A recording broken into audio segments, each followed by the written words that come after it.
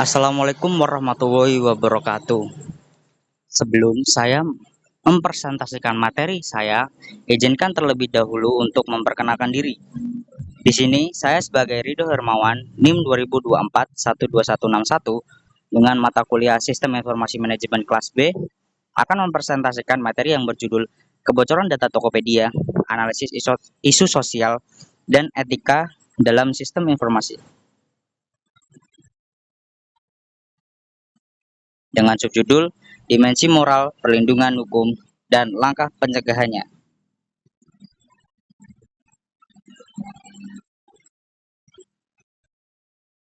Sebelum kita masuk ke topik miskomunikasi dalam sistem informasi, kita harus terlebih dahulu mengetahui apa sih sistem informasi manajemen tersebut. Berikut adalah pengertian sistem informasi manajemen. Sistem informasi adalah gabungan dari komponen-komponen seperti perangkat keras atau hardware, perangkat lunak atau software, data, prosedur, dan manusia yang bekerja sama untuk mengumpulkan, mengelola, serta menyimpan dan menyebarkan informasi guna mendukung pengambilan keputusan, koordinasi, dan kontrol dalam suatu organisasi. Singkatnya, sistem informasi manajemen adalah sistem yang mengelola data menjadi informasi berguna untuk tujuan tertentu. Namun, seringkali perusahaan melakukan gerakan yang salah dalam mengelola informasi, contohnya pada kasus Tokopedia. Salah satu kasus terbesar terkait isu sosial dan etika dalam sistem informasi di Indonesia adalah kebocoran data pengguna Tokopedia pada tahun 2020. Fakta kasusnya adalah kebocoran data ini memperoleh korban 91 juta pengguna Tokopedia. Yang kedua adalah data yang bocor ialah nama, email, nomor telepon, serta riwayat transaksi dari aplikasi tersebut. Yang ketiga, ini yang paling krusial daripada kecerobohan dalam mengelola sistem informasi Tokopedia, yaitu data-data dari konsumen tersebut dijual di dark web oleh peretas.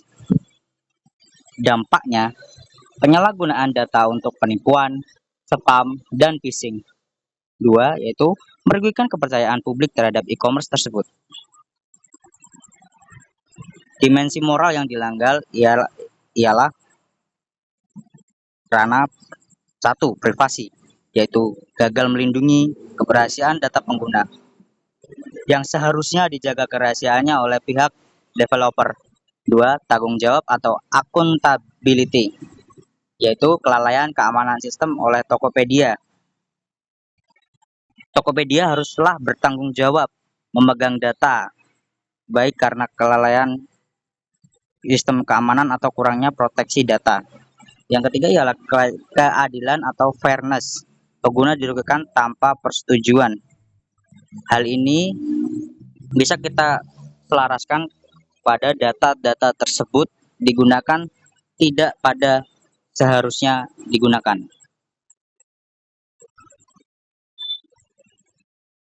Kita lanjut ke apa sih perlindungan hukum di Indonesia untuk menangani solusi-solusi untuk menangani dalam mencegah hal itu terjadi. Itu kita bisa berpacu pada aturan yang berlaku saat kasus 2020 tersebut, yaitu 1 UU ITE, jelas ini. Pasal 26 yaitu hak privasi tetapi tidak spesifik. 2. Permen Kominfo nomor 20 garis miring 2016 yaitu berbunyi perlindungan data sanksi lemah. Perkembangan terkini yaitu UU PDP nomor 27 garis miring 2022 yang dijelaskan pada sanksi berat atau denda hingga 2% pendapatan perusahaan. Yang kedua ialah hak pengguna untuk menuntut ganti rugi dari kelalaian data yang bocor akibat kecerobohan pihak developer. Kita masuk ke langkah pencegahan di masa depan. Bagi pengguna atau user yang menggunakan aplikasi atau yang aplikasi yang menggunakan data kita, yaitu satu, gunakan password kuat dan autentikasi dua faktor atau 2FA.